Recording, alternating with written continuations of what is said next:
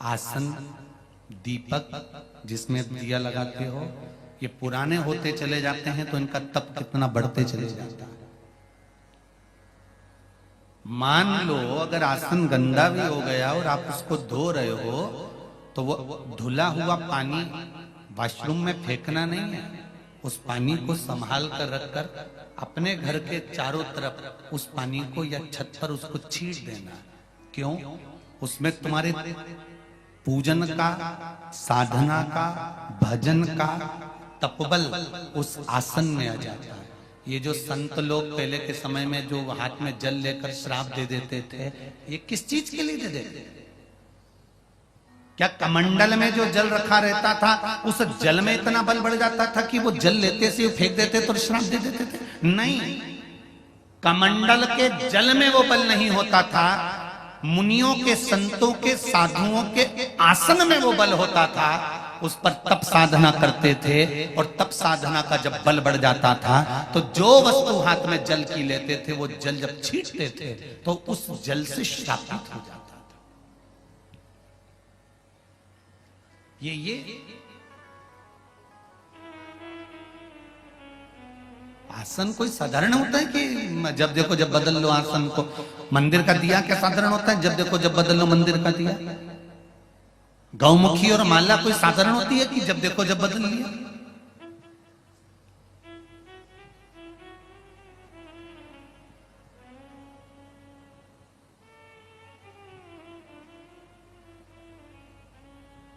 जैसे माला की मूलता है, तुलसी की माला अगर आप जप रहे हो तो उसमें मन का रुद्राक्ष का नहीं होना चाहिए। रुद्राक्ष की माला अगर बनी हुई है तो उसमें कोई मन का तुलसी का नहीं होना चाहिए। मोती की माला से अगर आप जाप कर रहे हो तो उसमें पन्ने का मन का नहीं होना चाहिए। अगर शंख की माला से जाप कर रहे हो तो उसमें रुद्राक्ष नहीं होना चाहिए। आप जिस माला से जप कर रहे हो वो माला के सारे मन के एक जैसे होना चाहिए। अगर तुलसी के हैं तो तुलसी के, रुद्राक्ष के हैं तो रुद्राक्ष के, शंख के हैं तो शंख के, मोती के हैं तो मोती के, पन्ना के हैं तो पन्ना के, जिस चीज के भी वो मन के हैं वो मन के एक जैसा होना चाहिए। उसमें अगर मन का बदल गया तो तुम कितनी भी माला जप लो उसका फल प्राप्त नहीं होता।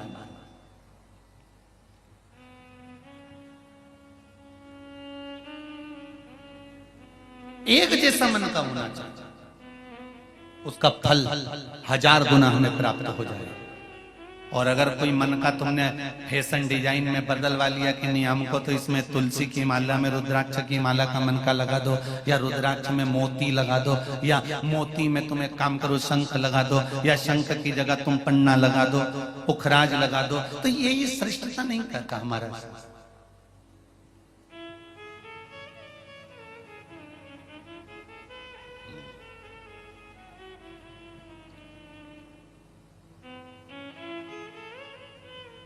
अपने आसन की श्रेष्ठता को रखिए। महाराज नल और नील क्या करते थे? इनको कोई आशीर्वाद नहीं मिला था। कई लोग कहते हैं कि इनको आशीर्वाद था कि वो पत्थर को फेंकेंगे और पानी में तैर जाएगा। नहीं नहीं नहीं नहीं, ये दोनों बालक 5 वर्ष की अवस्था में आए और 5 वर्ष की अवस्था में इन्होंने संत, साधु, सन्यासी, तपस्वी, साधक, उपासक जितने भजन करने वाले होते थे इनका आसन, कमंडल, सामान सब ले जाकर समुद्र में, नदी में, तालाब में फेंक देते थे। और जब वो पानी में डूब जाता था संत ढूंढते थे तो ये दोनों बड़े खुश होकर नाचने लगते थे। इनको बड़ी प्रसन्नता होती थी। ये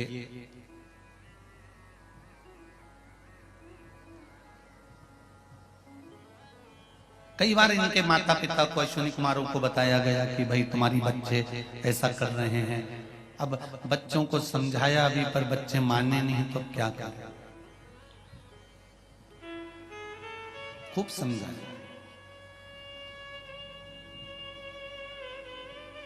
खूब कहा।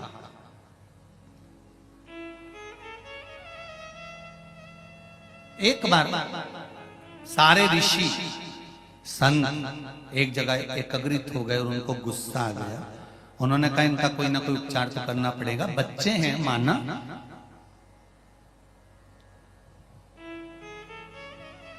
गलती करें बच्चे, पर गलती जैसी गलती करें तो चल जाए, पर बच्चे जब कोई छोटी सी चींटी जा रही है और छोटा सा बच्चा उस चींटी को मार रहा है और माँ प्रसन्न हो रही है तो ये माँ की गलती है। कोई चींटा निकल कर जा रहा है, चींटे को अगर बच्चा मार रहा है और माँ प्रसन्न हो रही है तो ये माता की गलती है। गलत काम करने पर बच्चा अगर छोटा है तो उसको छोटी अवस्था में ही उसको डांट देना चाहिए, उसको समझा देना चाहिए। बांस अगर गीला है तो उस गीले बांस को नवा देना चाहिए तो नब जाएगा, और अगर बांस सूख गया उसके बाद नवाओगे तो वो टूट जाएगा। उसी तरह यहाँ ऋषियों ने, संतों ने विचार करा कि गजब काम कर रहे हैं, छोटे छोटे बच्चे हैं और सामान ले जाकर नदी में फेंक रहे हैं। इन्होंने श्राप दे दिया, ए नल और नील,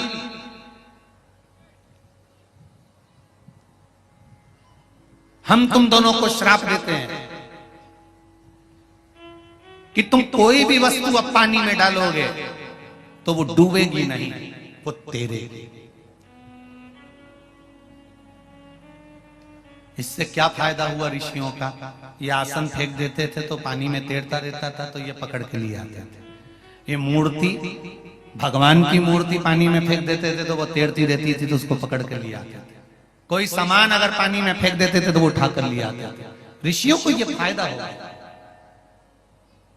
संतों को ये फायदा होगा। पर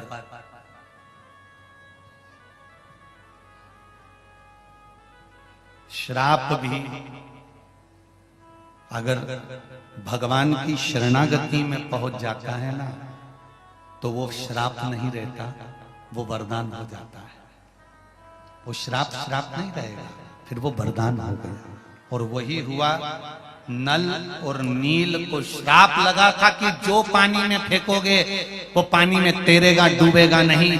नल और नील श्रापित होने के बाद जब बड़े होकर मेरे राम जी के चरणों में पहुंच गए, और राम जी के चरणों में जब पहुंचे, जिस समय मेरे राघव जी ने रामेश्वर धाम की स्थापना कर दी, स्थापना कर कर जब आगे बढ़े तो नल और नील दोनों बैठे हुए थे। तब स्वयं शिव की प्रेरणा हो गई कि तुम कहाँ ढूंढ रहे हो? इन दोनों बच्चों को श्राप लगा है, जो फेंकेंगे वो पानी में तैरेगा। इनके हाथ से पत्थर टच करवा कर फेंकना प्रारंभ करो, वो पानी में तैर जाएगा और श्राप भी आशीर्वाद बन जाएगा।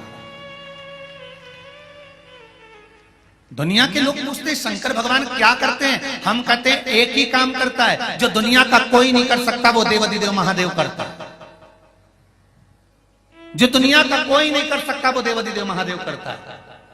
जब आखिरी में डॉक्टर भी फेल हो जाते हैं, डॉक्टर भी कह देते हैं अब परमात्मा के हाथ में है, जब डॉक्टर भी कह देते हैं कि अब हमारे हाथ में नहीं भगवान के हाथ में है, तब वो दूसरा कोई भगवान तुम्हारे पलंग के पास में अगर कोई खड़ा होता है, वेंटिलेटर के पास खड़ा होता है, आईसीयू के रूम में कोई होता है, ऑक्सीजन लगी है, आंखों में से पानी बह रहा होता है, बॉटल लगी है, बीपी चेक हो रहा है, शुगर चेक हो रही है, सब तुम्हारे रिश्तेदार कोई भी वेंटिलेटर के पास नहीं होगा, कोई रिश्तेदार आईसीयू के अंदर नहीं होगा, कोई रिश्तेदार तुम्हारे पलंग के पास में नहीं होगा, डॉक्टर सबको बाहर निकाल देंगे।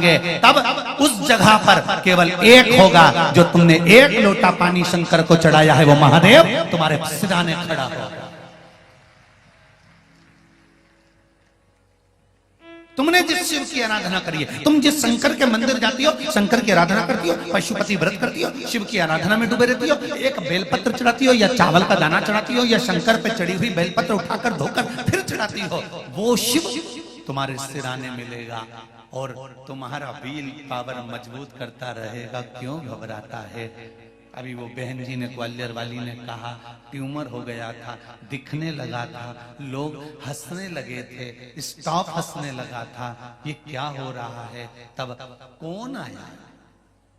हंसने वालों के भी मुख पर अगर कोई ताला लगा सकता है तो मेरा वो देवाधिदेव महादेव ही लगा सकता है, दूसरा कोई नहीं।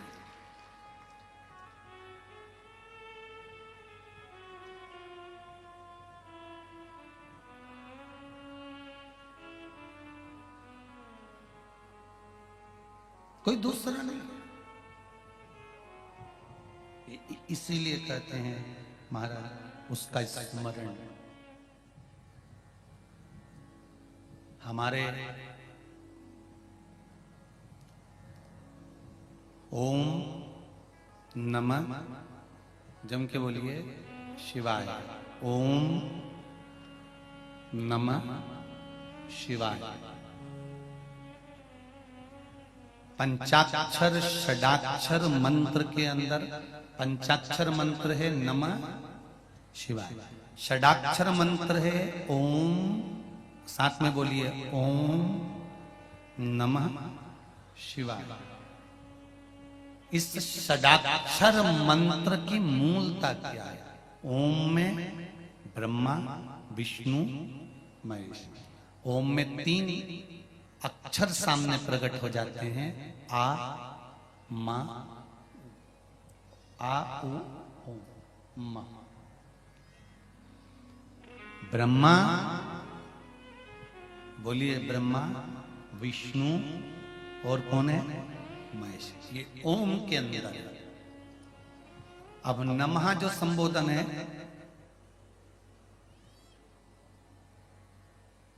उस नमः संबोधन में शांति और पुष्टि समाई है।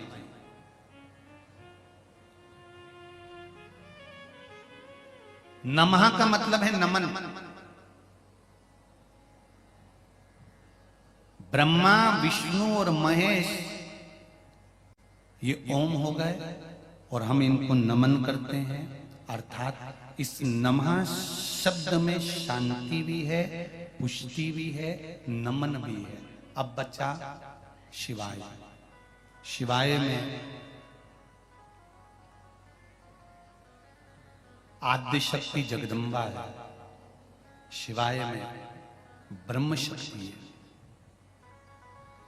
शिवाय में 33 कोटि देवताओं की जो उनके वज्र में, उनके त्रिशूल में, उनके चक्र में, उनके शंख में जो शक्तियां होती हैं, वो सारी शक्तियां केवल शिवाय शब्द में है।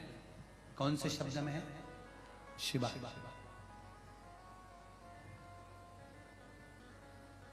केवल शिवाय शब्द।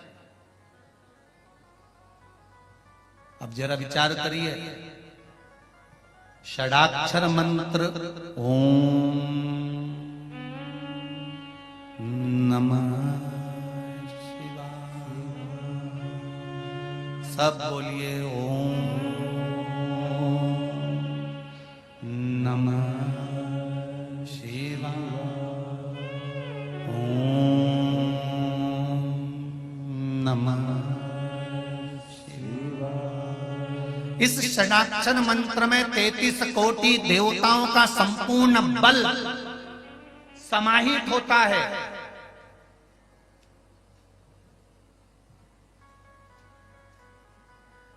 जैसे शंकर भगवान पे चढ़े हुए जल का बल जब शिवलिंग से जल नीचे उतर कर आता है, जमीन पर आता है, नाली से बाहर निकलने लगता है, जल। एक किसी ने पत्र भेजा, इसी से समझ में।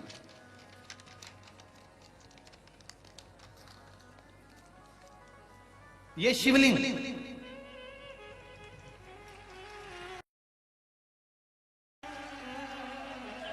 पत्र भेजा है किसी ने।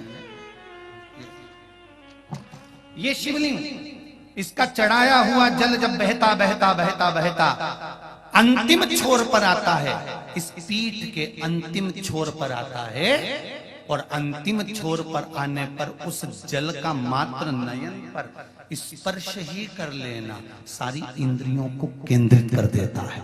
मात्र स्पर्श कर देना।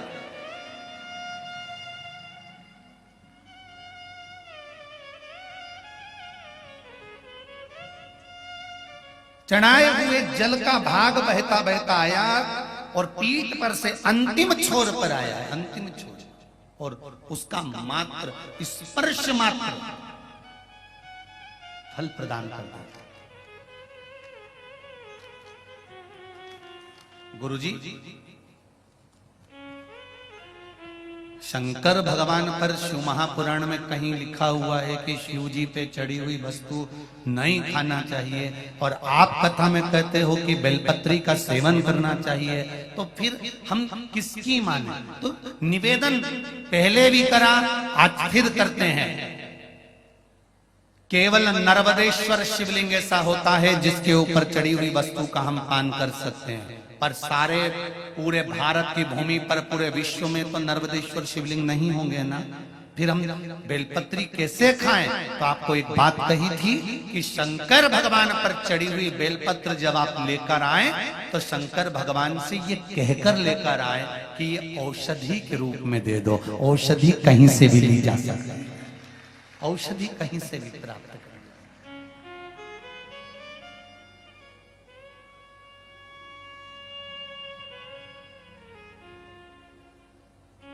उस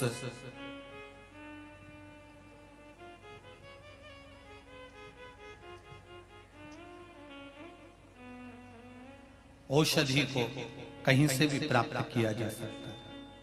कैसे? जैसे भोजन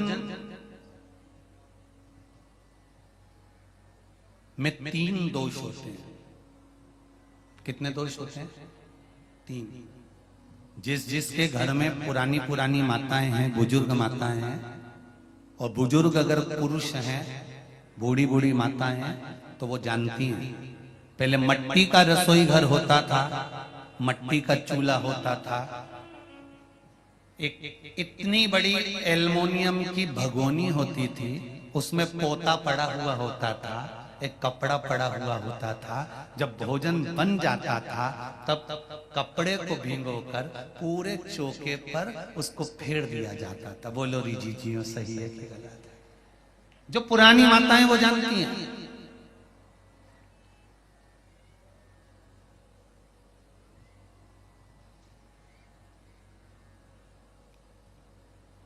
क्यों?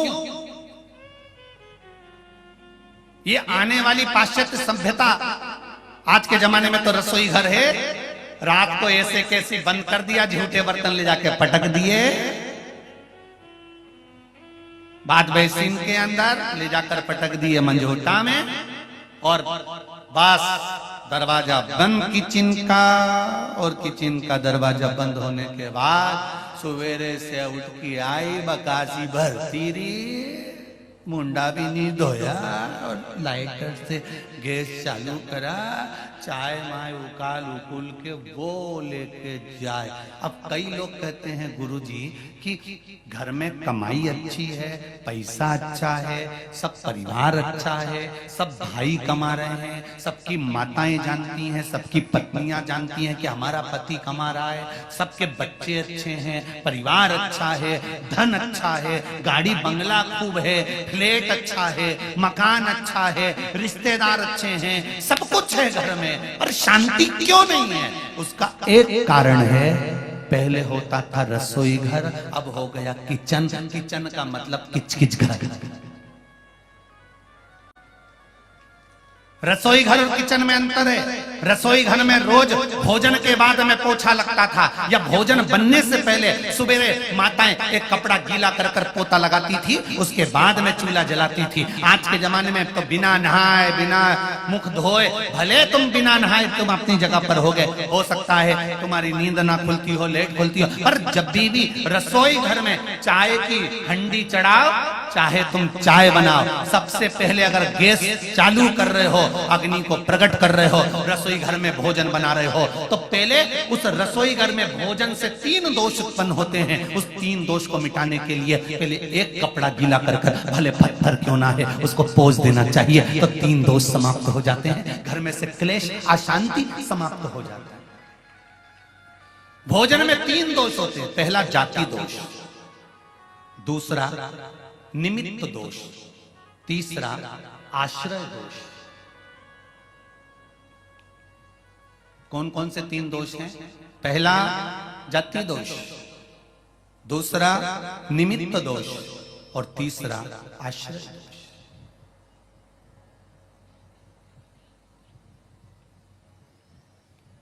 मतलब रसोई घर में जो तुमने भोजन निर्माण करा है उसमें अगर कुछ गलत चीज बन गई है, कोई प्याज लहसुन का भोजन बन गया या कोई आदि मांसाहार से जुड़ा हुआ भोजन बन गया है, तो वो दोष ना रहे। दूसरा, भोजन जो बनकर तैयार हुआ है उस भोजन पर घर में 4-5 माताएं रहती है तो कोई ना कोई रजस्वला होती ही रहती है। किसी ना किसी को रजो धर्म तो रहता है, कोई का कभी रजो धर्म आता है, कोई का कभी रजस्वला धर्म आता है, किसी का कभी रजस्वला धर्म आता है। तो भोजन जो बनकर रखा हुआ है या भोजन बन रहा होता है, उस भोजन पर रजो धर्म धारण करने वाली स्त्री की अगर दृष्टि पड़ रही है या उसका कोई हाथ लग गया है उस भोजन बनते हुए वस्तु में, तो उसका दोष समाप्त हो जाए। तो दूसरे नंबर पर आता है निमित्त दोष, और तीसरा दोष आता है आश्रय दोष। अपन कहां से चलकर आए और रसोई घर में प्रवेश कर कर अपन ने भोजन बनाया, अपने पांव की पादुका या अपना चरण में जो रज कहीं बाहर की गलत आकर प्रवेश कर गई है, तो वो दोष ना रहे। इसलिए भोजनशाला में भोजन बनाते समय और भोजन बनाने के बाद अगर तुम सवेरे सवेरे पोछा नहीं लगा सकते तो रात्रि में जब तुम्हारा भोजन पूर्ण हो जाए या सवेरे का भोजन जब तुम्हारा पूर्ण हो जाए, उसके बाद में एक कपड़ा लेकर उस भोजन के प्लेटफॉर्म को, उस रसोई घर को एक कपड़े से तुम्हें नौकर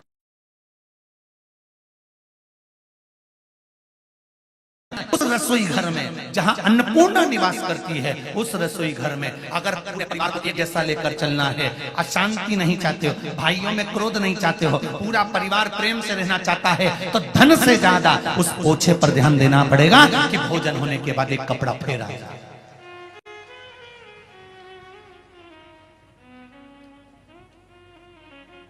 और यदि आपने रात को पोछा नहीं लगाया है तो सुबह रसोई घर चालू करने से पहले पोछा फेरो। 3 दोष से निजात होना चाहिए, 3 दोष मिटना चाहिए। वो दोष समाप्त होगा, और समाप्त होगा तब भोजन का जो निर्माण होगा उसमें एक सुख प्राप्त होगा, एक सुख।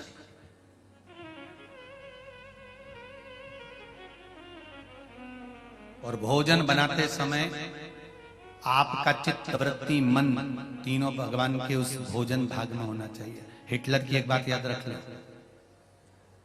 हिटलर की किताब पढ़ना, उसमें मिलेगा आपको हिटलर जिस देश पर आक्रमण करता था, जिस प्रदेश पर आक्रमण करता था, हिटलर जिस देश पर आक्रमण करने वाला होता था, पहले अपने गुप्तचरों को भेजता था, पता कर आओ कि उस देश में जिसमें मैं आक्रमण कर रहा हूं वहां के लोग बैठते हैं तो झुककर बैठते हैं कि तनकर बैठते हैं। हिटलर अपने गुप्तचरों को भेजता था केवल उस देश में देखने के लिए कि झुककर बैठते हैं कि तनकर बैठते हैं, साधारण बैठते हैं कि दीवार से टिक कर बैठते हैं। केवल हिटलर ये पता करता था, और हिटलर के गुप्तचर जाते थे और जिस देश में देखकर आते थे कि वहां के लोग तनकर बैठे हुए हैं, हिटलर उस देश में कभी आक्रमण नहीं करता था। हिटलर उस देश में आक्रमण करता था जहां के लोग जब बैठते हैं तो कंधे को झुका देते हैं, नब जाते हैं या दीवार से टिक जाते हैं। हिटलर समझ जाता था जब इनकी रीढ़ की हड्डी मजबूत नहीं है तो देश भी मजबूत नहीं है,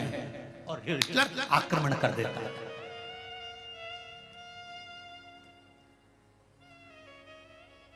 हिटलर उस देश पर आक्रमण कर देता जिसकी रीढ़ की हड्डी मजबूत नहीं। इसलिए हमारा शास्त्र कहता है, हमारा योग आश्रम कहता है, हमारा पतंजलि कहता है, हमारा योग कहता है, हमारे वेद और हमारे शास्त्र कहते हैं कि शिव की आराधना करते समय, शंकर का भजन करते समय, शिव आराधना में लगते समय, शंकर को जल चढ़ाते समय शिव का पंचाक्षर मंत्र, षडाक्षर मंत्र या श्री शिवाय नमस्तुभ्यम बोलते समय आपकी चित्त वृत्ति और आपकी रीढ़ की हड्डी एकदम सटीक होना चाहिए। और शंकर से गुणानुवाद करते समय, भगवान का भजन करते समय आपका हृदय उस परमात्मा में रमा होना चाहिए, चित्त रमा।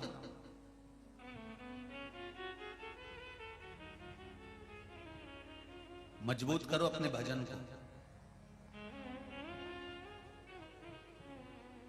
ओम नमः शिवाय। ओम नमः शिवाय। ओम नमः शिवाय। आप अपना कर्म करते जाओ, आप भगवान का भजन करते जाओ, आप स्मरण करते जाओ, आगे उसकी मर्जी, वो क्या देता है महाराज उसको मालूम है।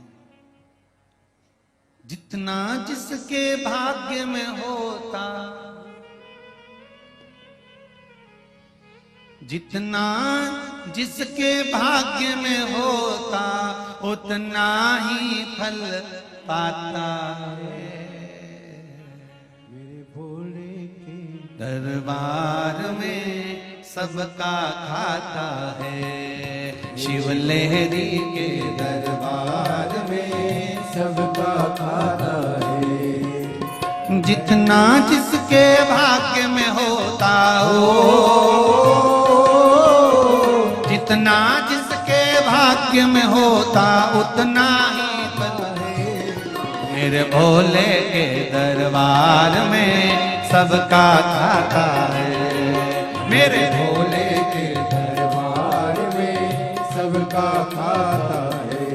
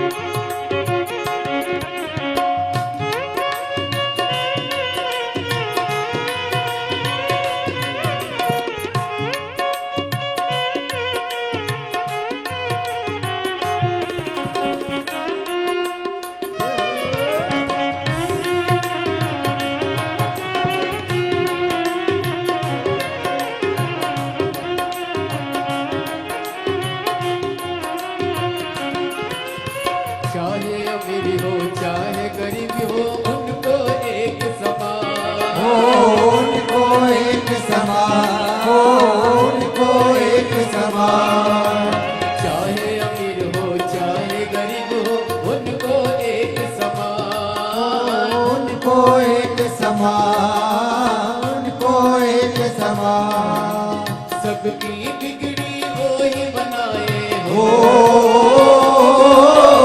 सबके बिगड़े वो ही बनाए, हम सबके भगवान। मेरे भोले के दरबार में सबका खाता है। मेरे भोले के दरबार में सबका खाता है।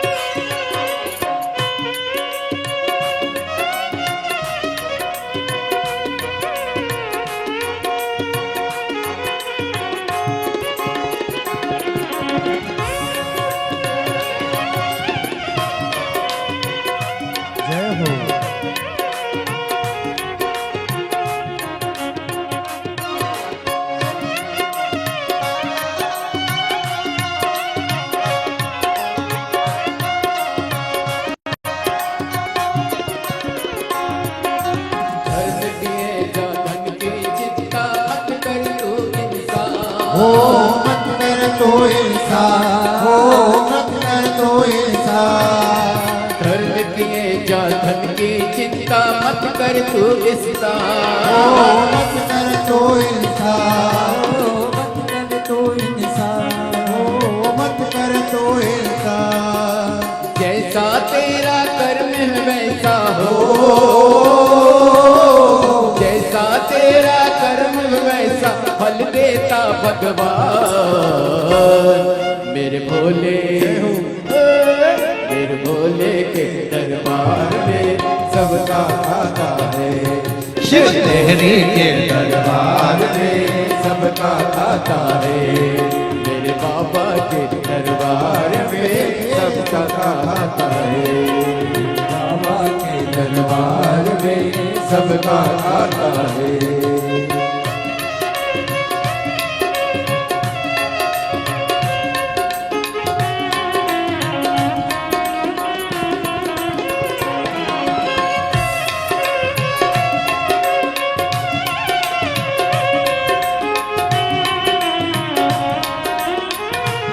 जय हो।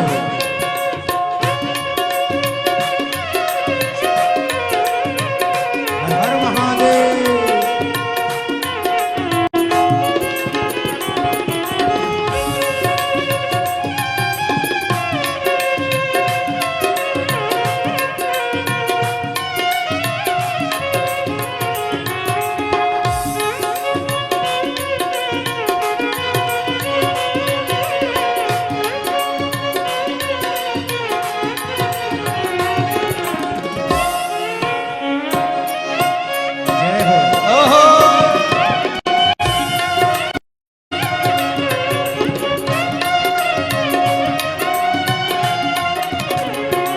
जितना सभी है उनको एक समान, उनको एक समान, उनको एक समान। हो राजा हो या रंग सभी हो उनको एक हो समान, उनको एक समान, उनको एक समान।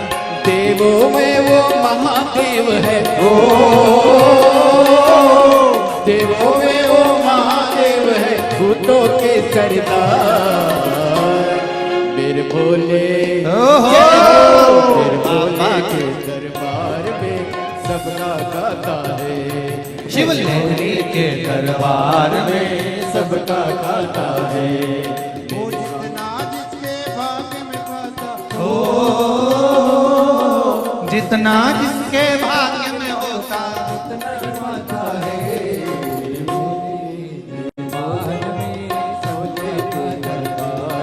मेरे बाबा के दरबार में सबका गाता है, भोले बाबा के दरबार में सबका गाता है, मेरे बाबा के दरबार में सबका गाता है, मेरे बाबा के दरबार में सबका गाता है, भोले बाबा के दरबार में सबका गाता है, मेरे बाबा के दरबार में सबका गाता है।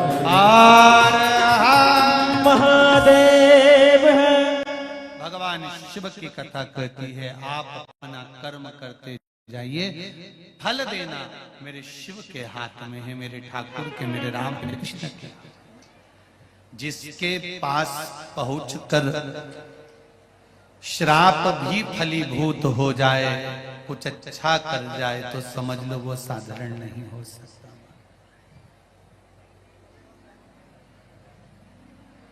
श्री शिवाय नमस्तु, श्री शिवाय नमस्तु, श्री शिवाय नमस्तु, श्री शिवाय नमस्तु, श्री शिवाय नमस्तु। शंभो शरणे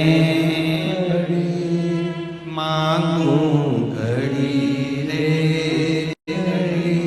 दुख काटो दया करी ने दर्शन कह रही है महाराज, आप चित्त वृत्ति से जो भगवान का भजन करते हो उसका फल अवश्य प्राप्त होता है, ये निश्चित है।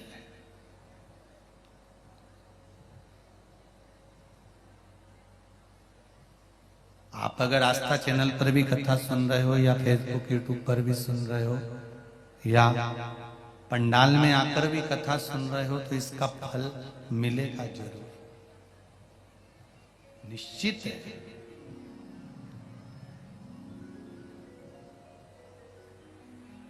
जमीन में से अगर पानी चाहिए तो 30 फीट इधर खोद लो, 40 फीट उधर खोद लो, 50 फीट उधर खोद लो, इधर बोर लगवा लिया 100 फीट का, उधर बोर लगवा लिया 150 फीट का, ऐसे पानी निकलने वाला नहीं है। एक ही जगह पर 300 फीट तक खोदे जाओ, 350 खोदो, 400 खोदो, पानी कभी तो आएगा। एक ही जगह पर अगर अच्छे से खोद लेते तो ये निश्चित है पानी निकल कर बाहर आ जाता। उसी तरह एक को पकड़कर अगर दिल से भज लेते तो निश्चित है कि मेरा शंकर मिल ही जाएगा। क्यों मिलेगा? निश्चित है।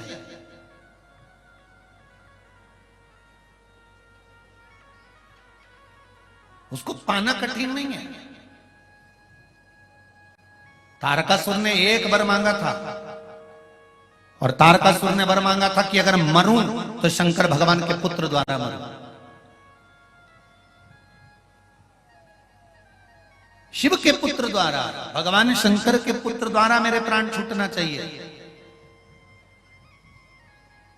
इंद्र कहते मेरा आसन चले गया, सिंहासन चले गया, कोई कहता है मेरी सत्ता चली गई, कोई कहता है मेरा वैभव चले गया, कोई कहता है मेरा राशि ठाट चले गया, कोई कहता है मेरा यहाँ का राज्य चले गया। भगवान ब्रह्मा जी के पास जाकर कहा, ब्रह्मदेव ये बताओ कि ये तारकासुर मरेगा कैसे, क्योंकि तारकासुर ने इंद्र का सिंहासन भी ले लिया, तारकासुर ने देवताओं का सिंहासन भी ले लिया, अब ये सिंहासन वापिस मिलेगा कैसे?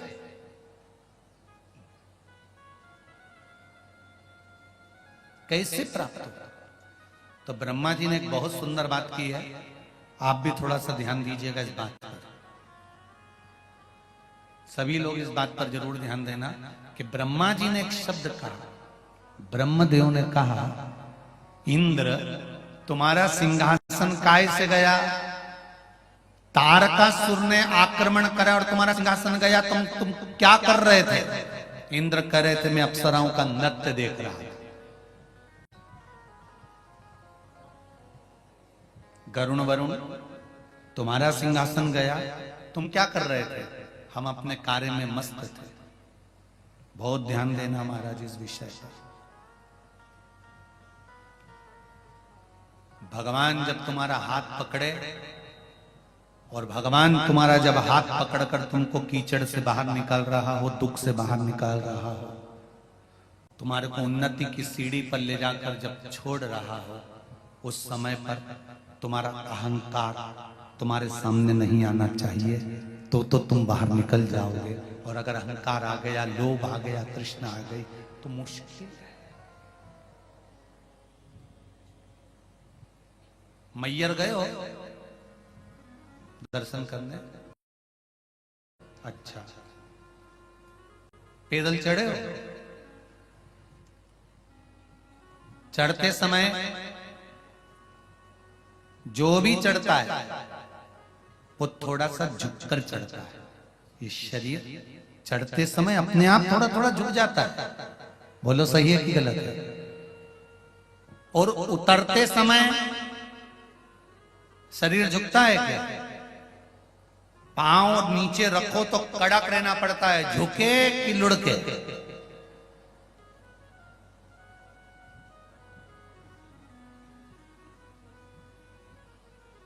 जितना जितना ऊपर चढ़ते जाओगे, माता रानी के दर्शन करने के लिए जितने ऊपर चढ़ते जाओगे, उतना शरीर को झुकाना पड़ता है और शरीर झुकता है। क्यों? क्योंकि उन्नति की सीढ़ी पर वही चढ़ सकता है जो जिंदगी में झुकना जानता है।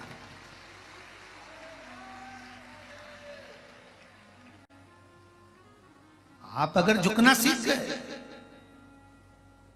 आपने अगर अपने शरीर को नम्रता का भाव प्रकट कर लिया, अपने हृदय में नम्रता का भाव प्रकट कर लिया, मैयर वाली माता के शिखर पर चढ़ रहे हो, मैयर वाली माता के ऊपर दर्शन करने जा रहे हो, शारदा भवानी का दर्शन करने जा रहे हो, चाहे सलकनपुर वाली माता का दर्शन करने बिजासन का जा रहे हो, चाहे देवास वाली माता का चामुंडा का दर्शन करने जा रहे हो, चाहे वैष्णो देवी का दर्शन करने जा रहे हो, चाहे ज्वाला देवी का दर्शन करने जा रहे हो, चाहे चिंतपूर्णी, चाहे मनसा, चाहे चामुंडा का दर्शन करने जा रहे हो, चाहे कालका का दर्शन करने जा रहे हो, ऊपर अगर माता का दर्शन करना है, ऊपर अगर चढ़ना है, तो शरीर थोड़ा सा झुककर चढ़ोगे, झुककर चलोगे तो ऊपर चढ़ते चले जाओगे, और अगर अकड़ में चढ़े तो थोड़ी देर में पीछे की पीछे टपक जाओगे।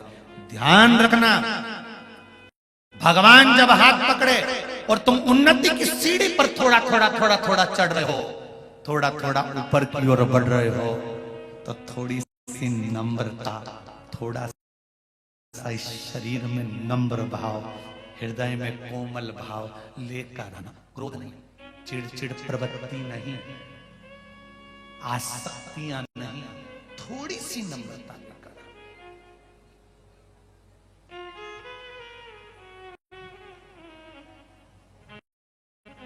शरीर में सबसे पहले साथ छोड़कर जाते हैं।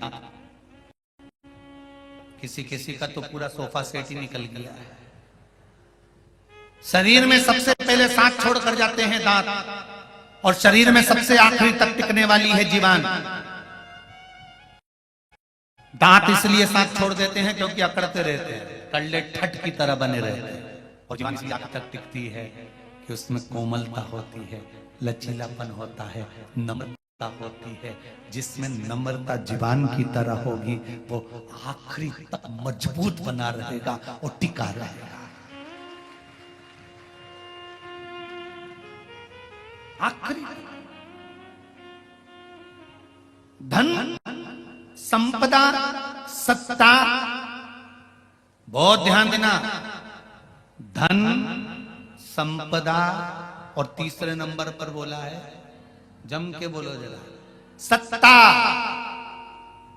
कुर्सी, पद, प्रतिष्ठा कब तक टिकी रहती है? जब तक आपके भीतर नम्रता रहती है। आप अगर दूसरे के दुख को देखकर दुखी हो रहे हो, दूसरे के सुख को देखकर सुखी हो रहे हो, तो आपकी सत्ता बरकरार रहेगी। और वरना तुमने अपनी क्रोध की हिटलरगिरी प्रारंभ कर दी, क्रोध चालू कर दिया तो वो सत्ता गई, अहंकार चालू कर दिया तो वो सत्ता वो गई, बहु वो धन गया, उसकी कोई मूलता नहीं।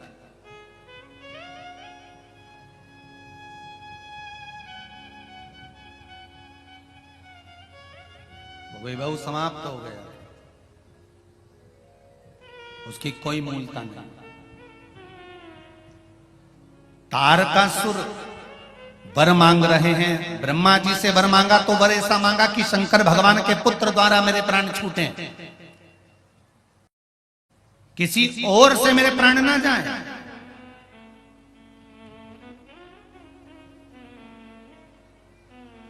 कारण क्या है? मरना सबको है, मृत्यु सबकी आना है, पर ऐसे ही खाता खाता मरी गया तो वो तो नरक गया, और जो भगवान का भजन गाता गाता मरी गया वो तो परमात्मा की शरण गया। अंतर तो है, दोनों में है। भगवान का भजन करते हुए, स्मरण करते हुए, नाम जाप करते हुए, मंत्र स्मरण करते हुए, श्री शिवाय नमस्तुभ्यम या पंचाक्षर या षडाक्षर मंत्र का स्मरण करते हुए गया, उसका सुख। अरे जरा एक बार समर्थ रामदास जी के शिष्य छत्रपति शिवाजी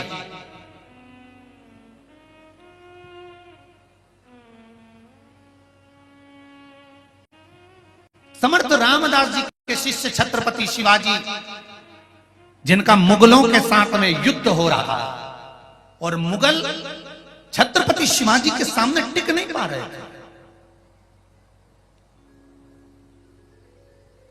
क्यों?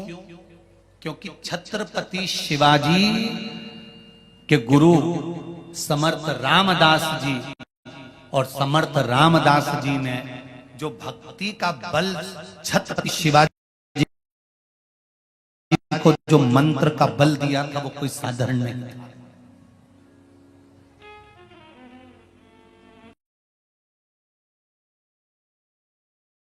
अभी अभी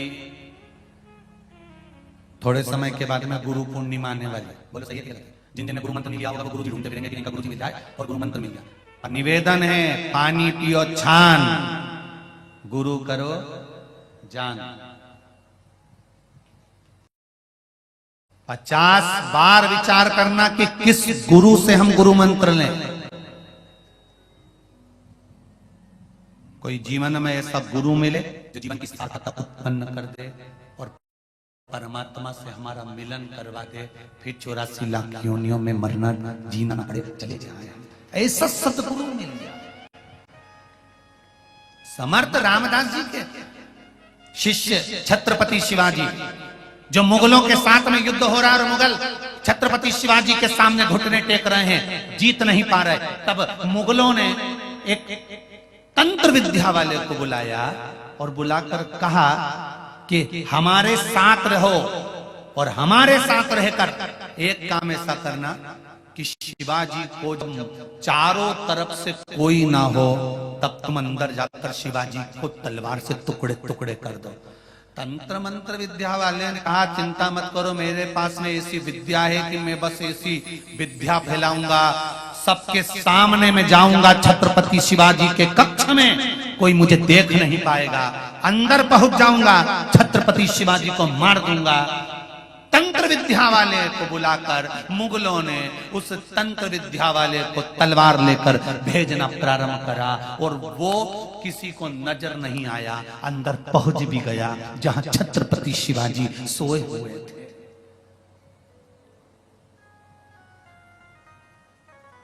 जहां छत्रपति शिवाजी सोए हुए हैं वो पहुंच गया। पहुंचकर उसने तलवार निकाली और तलवार निकालकर छत्रपति शिवाजी को मारने के लिए उठाया। इतनी देर में तलवार हाथ से नीचे छूट गई। तलवार नीचे, उसने फिर तलवार उठाई, तंत्र विद्या वाले ने फिर छत्रपति शिवाजी को मारने के लिए हाथ बढ़ाया, तलवार फिर नीचे गिर गई। इसको समझ नहीं आया यहां कोई है नहीं, फिर तलवार नीचे कैसे गिर रही है, तो इसने चिल्लाकर पूछा कौन है यहां पर। तब आकाशवाणी हुई, कोई दूसरा नहीं, शिवाजी, छत्रपति शिवाजी की मां जिस शंकर की आराधना करती थी, पंचाक्षर मंत्र को जपती थी, नमः शिवाय, वो मंत्र तेरे तंत्र के आगे भारी पड़ रहा है, इसलिए तलवार गिर रही। जो समर्थ रामदास जी ने, गुरु ने जो मंत्र दिया था, वो मंत्र का जाप करा गया। जो भगवान का मूल मंत्र होता है, पंचाक्षर हो, षडाक्षर हो, श्री शिवाय नमस्तुभ्यम हो, चाहे 10 अक्षर मंत्र ओम नमो भगवते वासुदेवाय हो, चाहे 2.5 अक्षर का मंत्र कृष्ण हो, चाहे 2 अक्षर का मंत्र राम हो, तुम जिस मंत्र को जप रहे हो, तुम जिस मंत्र की आराधना कर रहे हो, तुम जिस मंत्र को जपने का प्रयास कर रहे हो, अगर वो मंत्र तुमने जपा है और निश्चित है कि अगर तुमने दिल से जपा है तो कितना बड़े से बड़ा रोग भी आ जाता है, दुनिया का कोई व्यक्ति तुम्हारे ऊपर कितना भी प्रहार कर ले, अगर मंत्र तुमने दिल से जपा है तो तुम्हारा बाल बांका नहीं हो सकता। भजन में स्मरण, तारकासुर जब इंद्र से कहा ब्रह्मा जी ने तुम्हारे राज सिंहासन क्यों गया, क्योंकि तुम अप्सरा का नृत्य देख रहे थे। जब व्यक्ति के पास में कुर्सी आती है, पद आता, सत्ता आती है, वैभव आता, प्रतिष्ठा आती है, जब व्यक्ति अच्छे अच्छे औहदे पर जाने लगता है, बड़े बड़े पद उसको प्राप्त होने लगते हैं, बड़े बड़े औहदे उसको मिलने लगते हैं, उसका अभिमान आने लगता है, कुर्सी का एक अहंकार उसके जीवन में उत्पन्न होने लगता है, औहदे का एक अहंकार उसके भीतर उत्पन्न होने लगता है। फिर वो औहदे का अभिमान जब उसके सामने आता है तो वो किसी को गिनना बंद कर कर देता है। छोटे छोटे व्यक्ति को तो वो गिनता ही, साधारण साधारण व्यक्ति को कौन गिने? हमारे पास ये उदा, हम ये पद पर हैं, हमारे पास में ये है, हम ये पद पर हैं, कौन गिनता किसको?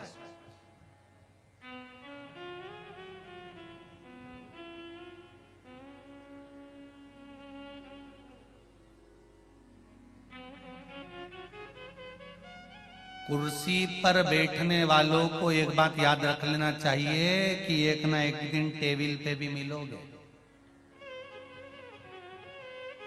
कुर्सी पर बैठने वाले को एक बात याद रखना चाहिए कि एक दिन टेबल पर मिलोगे, एक दिन कुर्सी छूट जाएगी। टेबल पर इतना बड़ा फोटो रखा हुआ मिलेगा और उस पे भी प्लास्टिक के फूल की माला चढ़ी हुई मिलेगी, उसको ध्यान करते रहना। कुर्सी के पद पर अभिमान में, अहंकार में, सत्ता के वैभव में, हमें अभिमतता में नहीं जीना, हमें उस अंतिम क्षण का स्मरण कर कर रखना है। कई लोग कहते हैं गुरुजी शमशान बहुत दूर बना होता है। हम हर बार कहते हैं शमशान कहीं दूर बनाने की जरूरत नहीं, शमशान तो हर चौराहे पर बना देना चाहिए। जैसे चौराहे पर पान की दुकान देखकर पान खाने की याद आती है, कपड़े की दुकान देखकर कपड़ा खरीदने की याद आती है, मोबाइल की दुकान देखकर बैलेंस डलवाने की याद आती है, सब्जी की दुकान देखकर सब्जी खरीदने की याद आती है, उसी तरह निवेदन है शमशान जब हर चौराहे पर बने तो व्यक्ति को अपने अंदर उसको पहचान, क्या कारण हो सकता है, किस कारण गई? अभिमान, अहंकार में 3 गए धन वैभव और वंश। नाम तो देख लो रावण कौरव और कंस। धन गया, वैभव गया, वंश गया, रावण गया, कौरव गया, कंस चले। शिव कथा कह रहे हैं। समर्थ रामदास जी ने छत्रपति शिवाजी को, समर्थ रामदास जी ने, गुरु ने अपने शिष्य छत्रपति शिवाजी को जो मंत्र दिया था, उस मंत्र की प्रबलता इतनी बड़ी थी कि कुछ दिखा ही नहीं। सब आप पंचाक्षर मंत्र जपते हैं नमः शिवाय, आप षडाक्षर मंत्र जपते हैं ओम नमः शिवाय, आप श्री शिवाय नमस्तुभ्यम जपते हैं, आप द्वादशाक्षर मंत्र ओम नमो भगवते वासुदेवाय जपते हैं, आप 2 अक्षर का मंत्र राम जपते हैं, आप 2.5 अक्षर का मंत्र कृष्ण जपते हैं। आप जिस मंत्र की आराधना कर रहे हैं, आप माता रानी के मंत्र की आराधना, दत्त भगवान के मंत्र की आराधना, आप जिस मंत्र की आराधना कर रहे हैं उस मंत्र में आपकी प्रबलता होना चाहिए, उसमें विश्वास दृढ़ होना चाहिए। जब विश्वास दृढ़ होता है तो सुख अपने आप होता है। कल कथा में कहा था विश्वास सब पर करो, विश्वास सब पर करो। पर शिव महापुराण की कथा कहती है भरोसा केवल देवाधिदेव महादेव पर करो, केवल मेरे शंभू पर भरोसा। भोलेनाथ दया करना, मैं तेरे भरोसे हूँ। मेरे बाबा दया करना, मैं तेरे भरोसे हूँ। ना घर के भरोसे हूँ, ना परिवार के भरोसे हूँ, ना घर के भरोसे हूँ, ना परिवार के भरोसे हूँ। मेरे बाबा दया करना, मैं तेरे भरोसे हूँ। भोलेनाथ दया करना, मैं तेरे भरोसे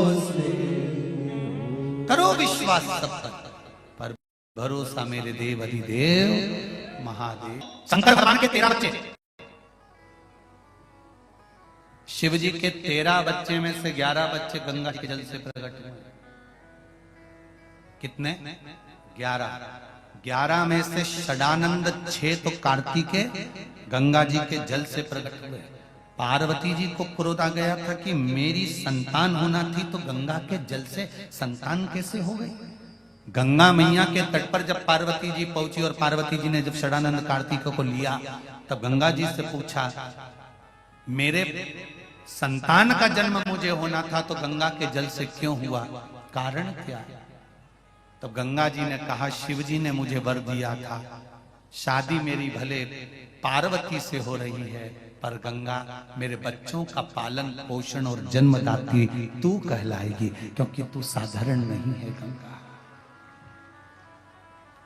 जितनी तप साधना माता पार्वती ने करी उतनी तप साधना गंगा जी ने करी, उससे ज्यादा गंगा जी ने करी। और गंगा जी ने कहा, मैं भी आपकी अर्धांगिनी बनना चाहती हूं। पर शंकर भगवान ने कहा, अगर तू मेरी अर्धांगिनी बन जाएगी गंगा तो मेरे पास में बैठेगी, अगर मैं तुझसे शादी करूंगा तो मेरे बाम अंग पर बैठेगी, मेरे पास में बैठेगी। पर गंगा तूने मेरा इतना भजन करा है, गंगा मैं तुझे पास में नहीं बिठाना चाहता, मैं तुझे अपने सिर पर बिठाना चाहता हूं, इसलिए मैं तेरे से विवाह नहीं कर सकता। गंगा से विवाह नहीं करा शिव जी ने, उसको मस्तक पर बिठाया है। अगर विवाह कर लेते और गंगा को सिर पे बिठा लेते तो लोग कह देते, बताओ अपनी लुगाई के सिर पे चढ़ा रखा है। कहने वाले तो कुछ भी कर, गंगा को सिर पर रखा। तारकासुर का संहार षडानंद कार्तिकेय जी द्वारा हुआ और तारकासुर मरा। तारकासुर के 3 पुत्रों का वर्णन आता है जो कल कथा में स्मरण करेंगे। भगवान गणेश